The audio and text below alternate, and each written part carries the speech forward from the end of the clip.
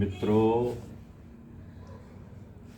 श्रोता बंधुओं, श्री शिव महापुराण की प्रातःकालीन कथा में आप सभी का स्वागत है, अभिनंदन है, वंदन है। इस दुर्लभ कथा को आप बड़े प्रेम से, बड़े चाव से सुन रहे हैं, लाइक कर रहे हैं, कमेंट कर रहे हैं और सब्सक्राइब कर रहे हैं, जिसके लिए हम आप सभी का आभार व्यक्त करते हैं। आइए दोस्तों, पहले कथा के पूर्व क्रमशः प्रतिदिन की भांति वंदना करते हैं, इसके बाद कथा में प्रवेश करते हैं। गजाननं भूतगणादिसेवितम् अकपेत्थजम्बूफलचारुभक्षणम् उमासुतं शोकविनाशकारकम् नमामि विघ्नेश्वर पादपङ्कजम्। आदिशक्ति महामाई दिव्य ज्ञान स्वरूपिणी और नौ दुर्गे जगन्माते प्रणमामि कर्पूर गौरम करुणावतारम शनिशार चारम भुजगेन्द्रहारम सदा वसन्तं हृदयारविन्दे भवं भवानी सहितं नमामि। अतुलितबलधामं हेमशैलावदेहम् अदनुजबलकिशानुं ज्ञानिनाम अग्रगण्यम् सकलगुणनिधानं वानराणामधीशम् रघुपति प्रियभक्तं वातजातं नमामि। नीलाम्बुजश्यामलकोमलाङ्गं सीतासमारोपितवामभागं पाणौ महासायकचारु चापं नमामि रामं रघुवंशनाथम्। गुरुर्ब्रह्मा गुरुर्विष्णु गुरुर्देवो महेश्वरा गुरुर्साक्षात् परब्रह्म तस्मै श्री गुरवे नमः। विश्वनाथ विश्वनाथ मम नाथ पुरारी त्रिभुवन महिमा विदित तुम्हारी।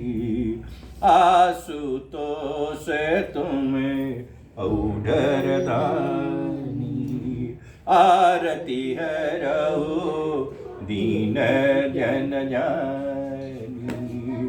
सो तुम जानहु अंतरयामी पूर्वहु मोरे मनोरथ स्वामी।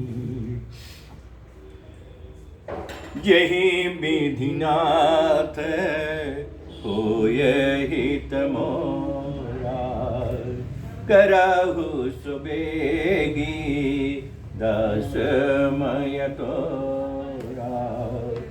देवी पूज पद कमल तुम्हारे सुर नर मुनि सब होहि सुखारी।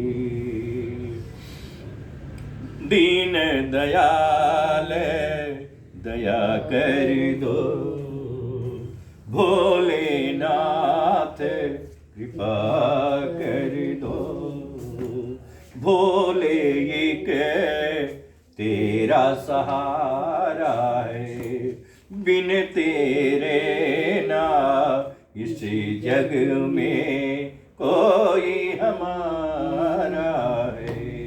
नमः शिवाय बाबा, नमः शिवाय, नमः शिवाय भोले, नमः शिवाय, नमः शिवाय, ओम नमः शिवाय, बम बम भोले, नमः शिवाय, नमः शिवाय, ओम नमः शिवाय, बम बम भोले, नमः शिवाय, नमः शिवाय, ओम नमः शिवाय, बम बम भोले, नमः शिवाय, नमः शिवाय, ओम नमः शिवाय, बम बम भोले, नमः शिवाय, नमः शिवाय, ओम नमः शिवाय, बम बम भोले, नमः शिवाय, नमः शिवाय, ओम नमः शिवाय, बम बम भोले, नमः शिवाय, नमः शिवाय, ओम नमः शिवाय,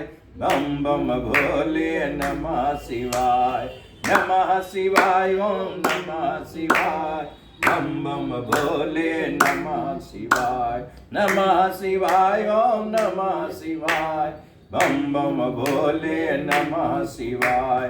प्रेम से बोलिए हर हर महादेव।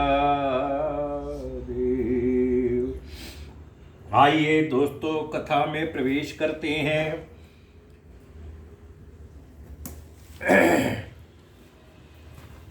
श्री शिव महापुराण की चतुर्थ कोटि रुद्र संहिता का 41वां अध्याय आपके श्रवण हेतु प्रस्तुत है, जिसका बड़ा दिव्य प्रसंग है मुक्ति विवेचन।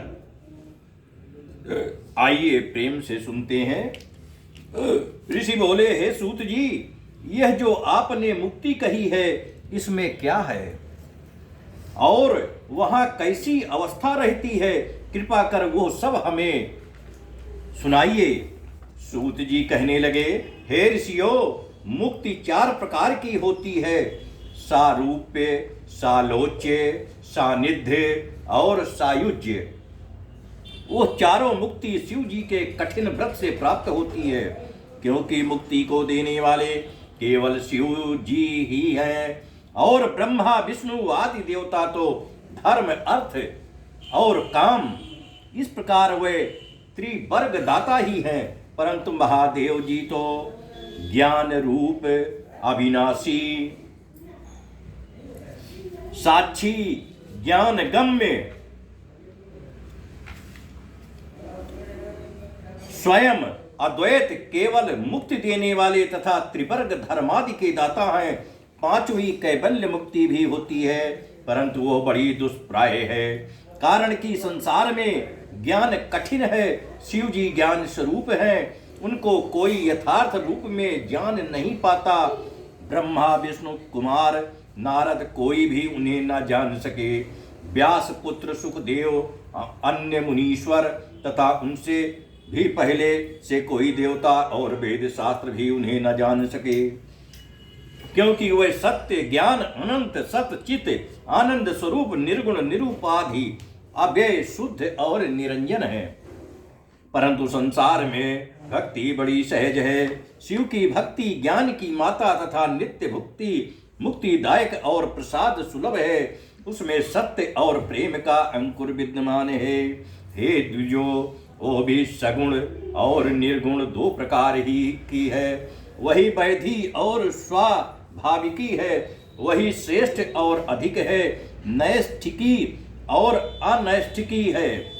उसमें नैष्ठिकी के 6 वेद हैं और अनैष्ठिकी के 1 हैं। फिर यही दोनों श्रवण आदि भेद से 9 अंग वाली कही गई हैं, परंतु बिना शिव जी के प्रसाद के अति कठिन है। जो भक्ति और ज्ञान को समान जानकर उसे धारण करता है, वो नित्य सुखी होता है। इन दोनों में भेद मानना उचित नहीं है। अब भक्ति विरोधी को भी ज्ञान नहीं प्राप्त होता, परंतु जो शंभु की भक्ति करता है उसे शीघ्र ही ज्ञान का उदय हो जाता है। अतएव महेश्वर की भक्ति अवश्य करें।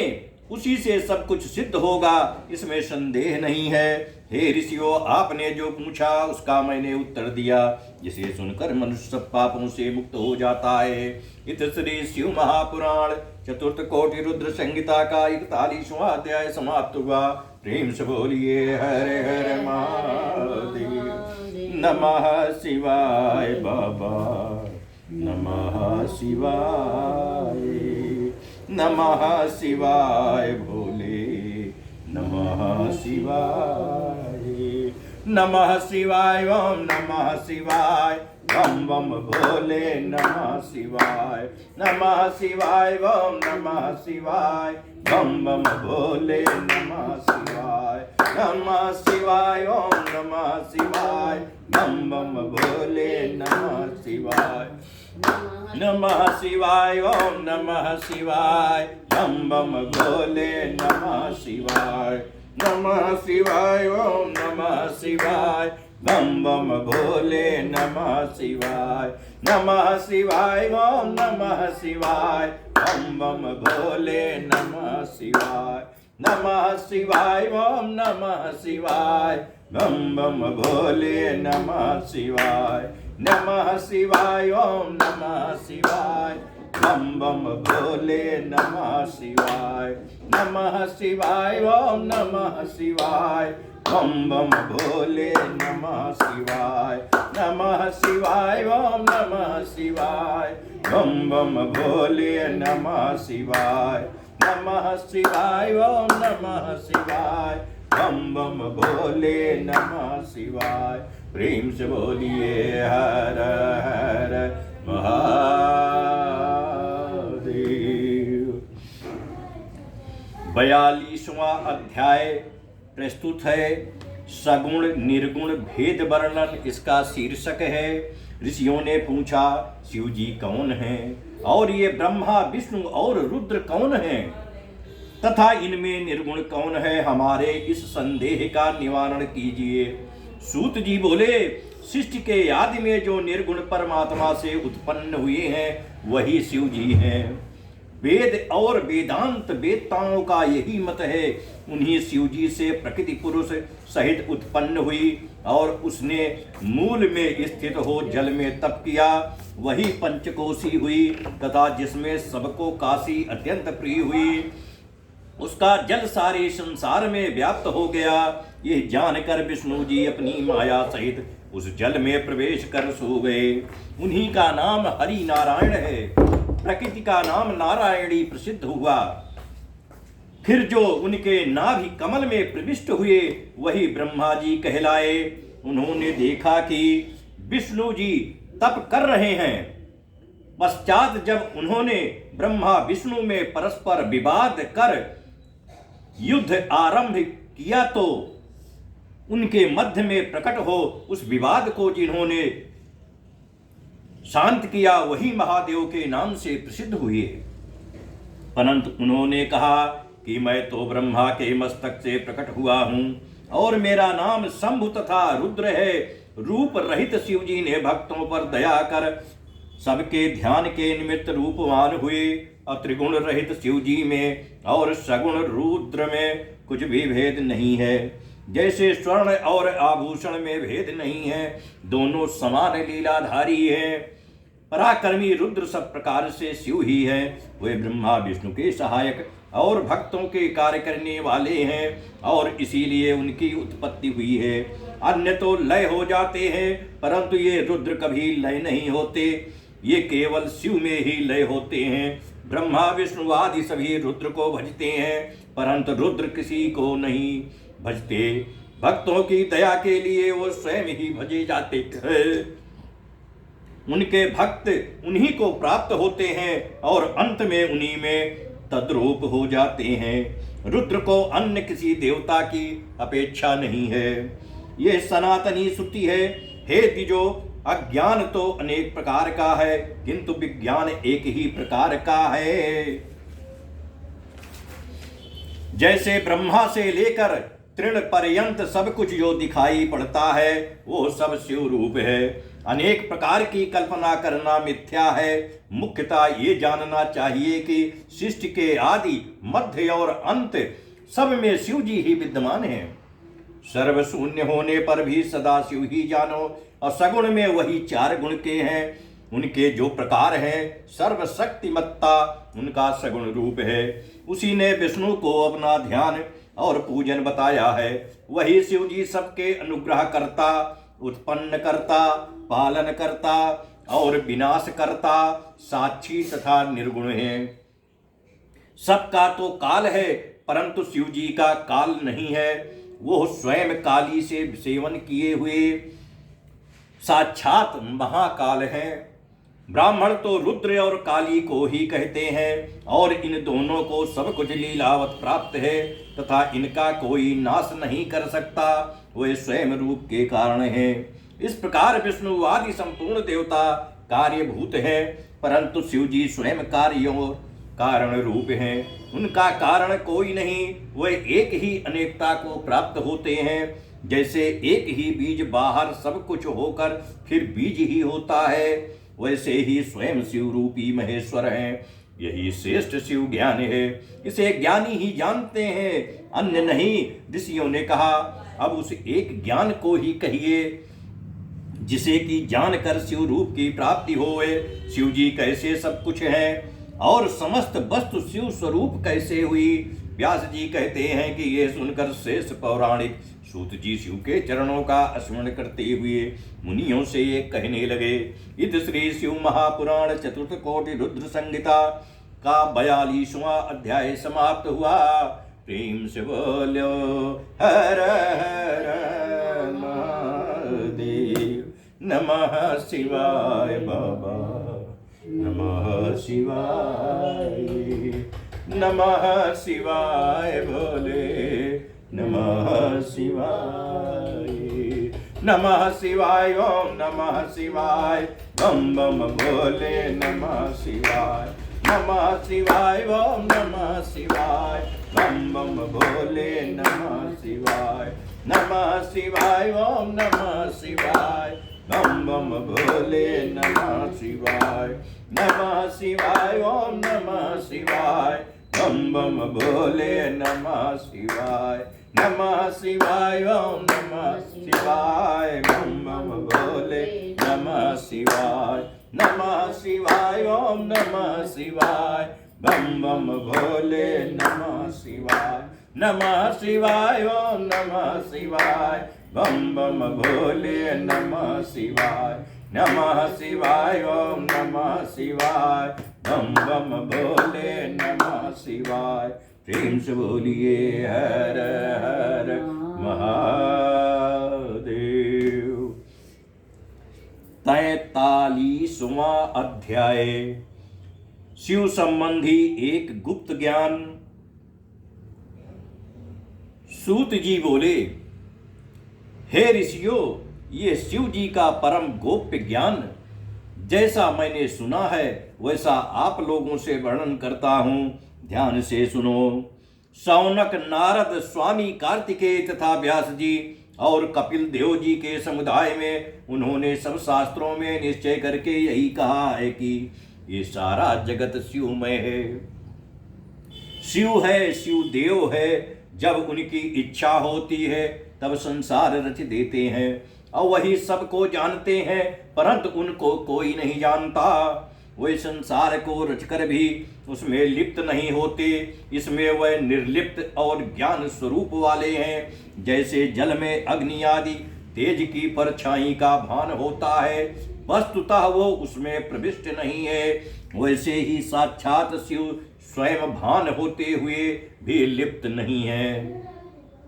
वस्तुतः वह शुभ और पर ब्रह्म है। उनमें बुद्धि भ्रम होना ही अज्ञान है, उसमें और कुछ नहीं। सारे दर्शनों में मतभेद है, परंतु वेदांती परमेश्वर को नित्य अद्वैत ही मानता है। वो अपने को अविद्याच्छन्न जीवात्मा से अलग मानता है, परंतु शिव जी उस अविद्या से रहित हैं। वह साक्षात शिव सर्वव्यापी होने से सबको व्याप्त कर सब जीवों में स्थित है। वही चेतन अचेतन के स्वामी और साक्षात कल्याण करता है। ऐसा जानकर ही तथा उनके दर्शन के निमित्त उपाय करके वेदांत उनके दर्शन का फल प्राप्त पाता है। जैसे अग्नि प्रत्येक काष्ठ में व्याप्त है और जो उसको घिसता है निसंदेह अग्नि को देख लेता है, वैसे ही विद्वान मनुष्य भक्ति आदि साधनों से अवश्य ही शिव को देख लेता है, इसमें कुछ भी संदेह नहीं है। सब शिव ही है, सर्वत्र शिव ही विद्यमान है और कुछ नहीं। शंकर की भ्रांति से ही नानत्व निरंतर भासता है। जैसे समुद्र मृत्तिका और सुवर्ण उपाधि भेद से वे अनेक भाव को प्राप्त होते हैं, वैसे ही शिव जी भी उपाधि भेद से अनेक हैं। कार्य कारण में कुछ भी भेद नहीं है, केवल बुद्धि की भ्रांति से अंतर दिखता है। और भ्रांति नाश हो जाए तो भेद दूर हो जाता है। जैसे बीज से वृक्ष अनेकता को प्राप्त होता है और अंत में बीज ही शेष रहता है, उसका वृक्ष नष्ट हो जाता है, वैसे ही ज्ञानी जीव बीज है, विकृति है, प्रकृति को वृक्ष माना है। ज्ञानी उसकी निमित्त में, इसमें कोई और विचार नहीं है। सारा जगत शिव है तथा जगत में ही शिव है, इन दोनों में कुछ अंतर नहीं है। तब वही कैसे अनेक प्रकार का दिखता है और फिर किस प्रकार एकता ही दिखती है, ये प्रश्न है। अतः जैसे मनुष्यों को एक सूर्य के जल आदि में अनेक सूर्य दिखाई पड़ते हैं, वैसे ही वो शिव एक ही है जो भ्रांति से अनेक भासते हैं। जैसे आकाश सब जगह व्याप्त होकर भी स्पर्शता में नहीं बद्ध होता, वैसे ही सर्वत्र व्यापक परमात्मा भी कहीं बद्ध नहीं होता। और जीव अहंकार युक्त है, शिव स्वयं अहंकार से मुक्त है। जीव तुच्छ तथा कर्मों को भोगने वाला है। शंकर महान और निर्लिप्त है तथा जैसे सुवर्ण आदि तपाने से वे पहले के समान शुद्ध हो जाते हैं, वैसे ही संस्कार करने से अहंकारी जीव भी शुद्ध हो जाता है। इसके लिए सर्वप्रथम गुरु को स्मरण करे, जिन्हें कि पाकर जीव को ज्ञान प्राप्त हो जावे। जब जीव अहंकार से छूटकर निर्मल एवं बुद्धिमान हो जाता है, तब शिव के प्रसाद से शिव भाव को प्राप्त होता है। परंतु ज्ञानी शरीर से रहित है, जो प्रिय वस्तु को पाकर हर्ष नहीं करता और अप्रिय को पाकर क्रोध नहीं करता, वही ज्ञानी है। मुक्ति का इच्छुक योग से अथवा तत्वों के विचार से शरीर त्यागता है। इसी प्रकार जो सदा शिव में लीन हो, व्यथाओं से मुक्त होकर ज्ञान मूल अध्यात्म को प्राप्त होता है, उसे उन शिव की फिर भक्ति प्राप्त होती है। और फिर भक्ति से प्रेम और प्रेम से श्रवण, श्रवण से सत्संग और सत्संग से विज्ञान तथा गुरु की प्राप्ति होती है। और जब गुरु मिल जाता है तब वो निश्चय ही मुक्त हो जाता है। इसी प्रकार जो नित्य शिव को भजता है वो ज्ञानवान हो जाता है। शिव की अति भक्ति से वो अंत में मुक्ति को प्राप्त होता है, इसमें संदेह नहीं है। शंकर के से बढ़कर कोई देवता मुक्ति देने वाला नहीं है। इनकी शरण में आने से जीव आवागमन से मुक्त हो जाता है। उन्हीं शिव ने अपने ज्योतिर्लिंग के समक्ष विष्णु और ब्रह्मा को ये ज्ञान दिया और ब्रह्मा ने सनकादियों को दिया। फिर सनकादिकों ने नारद को और नारद ने व्यास जी को बताया तथा उसी को व्यास जी ने कृपा कर मुझे उपदेश दिया। अब उसी को मैंने आप सबसे कहा, जिसे आप लोग संसार के लिए यत्न पूर्वक रक्षित कीजिए। यह ज्ञान शिव की प्राप्ति कराने वाला है। हे मुनीश्वरों, जैसा आपने पूछा था वैसा मैंने कहा, इसे यत्न से छिपा कर रखिएगा और कहिए कि अब क्या सुनना चाहते हैं। व्यास जी कहते हैं कि यह सुनकर वह संपूर्ण ऋषि परम हर्षित हो गदगद वाणी से सूत जी को नमस्कार कर बारंबार उनकी स्तुति करने लगे और संतुष्टता व्यक्त की। सूत जी ने फिर कहा कि हे द्विजो, यह इतिहास नास्तिक से तथा श्रद्धा रहित शख्स से और सुनने की इच्छा न रखने वाले से कदापि नहीं कहना चाहिए। यह इतिहास, पुराण, वेद और शास्त्रों का सार है, जिसे बार बार विचार कर मुझसे व्यास जी ने कहा है। इसके एक बार के सुनने से सारे पाप भस्म हो जाते हैं। यह भक्तिवर्धक और मुक्तिदायक है। मुक्त के इच्छुकों को इसे बार बार सुनना चाहिए। व्यास जी का कथन है कि जो भक्ति सहित इसकी 5 आवृत्ति करता है वह निश्चय ही मुक्त हो जाता है। जो इसे सुनता है उसे कुछ भी दुर्लभ नहीं रहता। व्यास जी कहते हैं कि उनका ऐसा वचन सुनकर ऋषियों को परम आनंद प्राप्त हुआ। उन्होंने अनेक वस्तुओं से सूत जी की पूजा की। फिर शिव देवता को अधिक मान उन्हें नमस्कार कर भजने लगे। शिव का यह विज्ञान शिव को अत्यंत प्रसन्न करने वाला और भुक्ति मुक्तिदायक तथा भक्तिवर्धक है। ये चतुर्थ कोटि रुद्र नाम वाली शिव पुराण की चौथी संहिता परम आनंद देने वाली है, जिसे मैंने आपको सुनाया।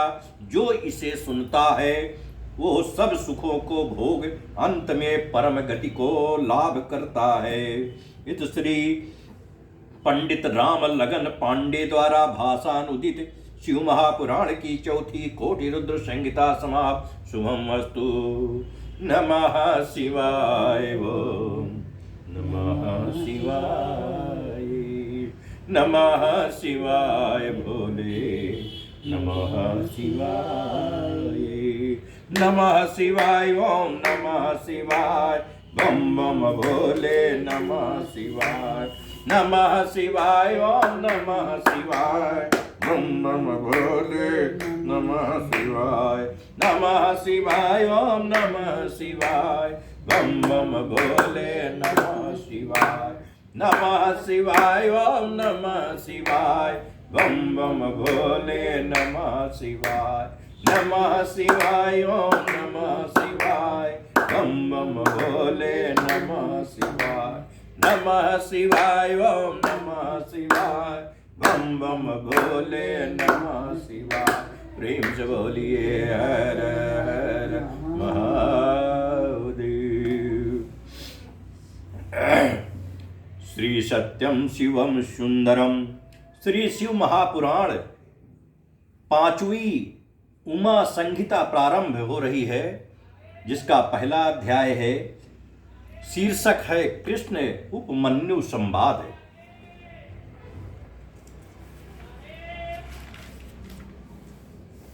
जो ईश्वर सत्व गुण के आश्रय से सातों भुवनों के धारक और पालक हैं, जो रजोगुण के आश्रय से उत्पन्न करता तथा तमोगुण के संहार करता है, और जो गुणमयी माया से दूर ब्रह्मा विष्णु आदि नाम वाले हैं, वह भी उन आनंद स्वरूप अनंत शिव जी का ध्यान करते हैं।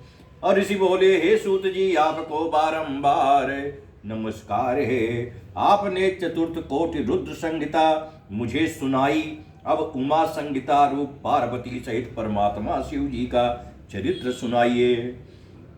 सूत जी कहते हैं कि हे सौनकादि ऋषियों, तुम भुक्ति मुक्ति देने वाले शिव जी के दिव्य चरित्र को ध्यान पूर्वक वैसा ही सुनो जैसा व्यास जी ने इस पवित्र प्रश्न को पहले सनत कुमार जी से किया था।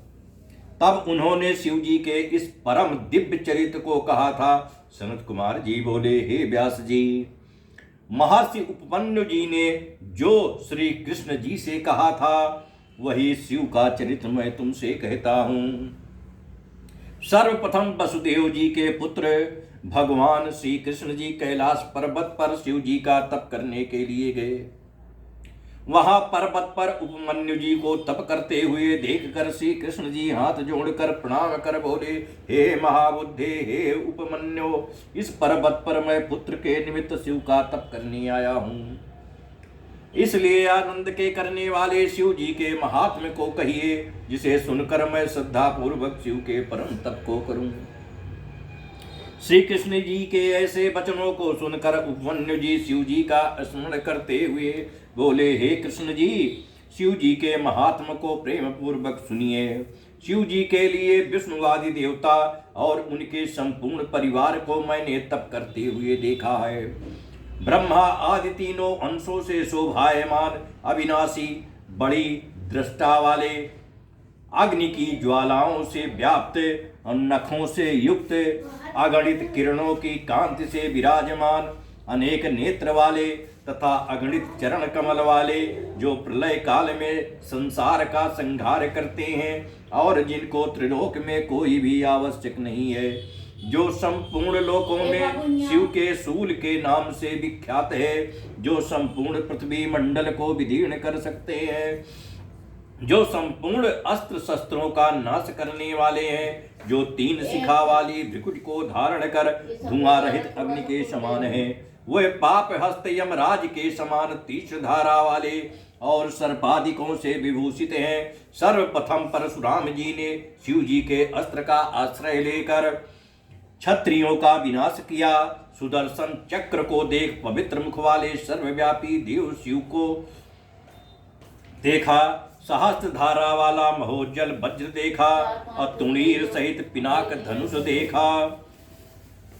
पास अंकुश महादिव्य गदा शक्ति खड्ग आदि अनंत शस्त्रों अस्त्रों को देखा और स्वयंभू आदि मुनि भृगु आदि ऋषि इंद्र आदि संपूर्ण देवता भी आए थे। अग्नि धारण किए स्वामी कार्तिकेय भी पार्वती जी के समीप दूसरे अग्नि के समान स्थिर हो गए और शिव जी के दक्षिण तरफ हंसयुक्त विमान पर पितामह ब्रह्मा जी स्थित थे। वाम पार्श्व में गरुड़ पर आरूढ़ भगवान नारायण स्थित थे। शूल को लेकर नंदीश्वर भूतगण एवं असंख्य माताएं शिव जी के आगे स्थिर हो गईं। सबने शंकर को प्रणाम कर स्तुत की। सबने देखा कि संसार की सारी वस्तुएं उनके पास स्थित हैं। हे कृष्ण, उस समय मैंने भी शंकर की स्तुति की और शिव जी को देखकर भाव भक्ति से युक्त उनका सविध पूजन किया। तब शंकर जी प्रसन्न हो मुझसे बोले, हे विप्र, तुम मुझसे बारंबार क्या वंचना करते हो? ये मैंने तुम्हारी परीक्षा ली है, तुम्हारा कल्याण हो, मैं तुम पर संतुष्ट हूँ। तुम्हारी जो इच्छा हो मुझसे वर मांगो। तुम्हारे लिए कोई भी वस्तु अधेय नहीं है। तब मैंने सप्रेम हाथ जोड़कर दयालु शंकर से कहा, हे भगवान, यदि आप मुझ पर प्रसन्न हैं तो मुझे तीनों काल का ज्ञान दीजिए और अपनी अविनाशिनी प्रगाढ़ भक्ति के साथ मेरे वंश सहित मुझे नित्य प्रति बहुत सा दूध भात दिया कीजिए। मेरे इस प्रकार कहने पर परमेश्वर शिव जी ने हंसकर तथास्तु कहा और वह शीघ्र ही अंतर्धान हो गए।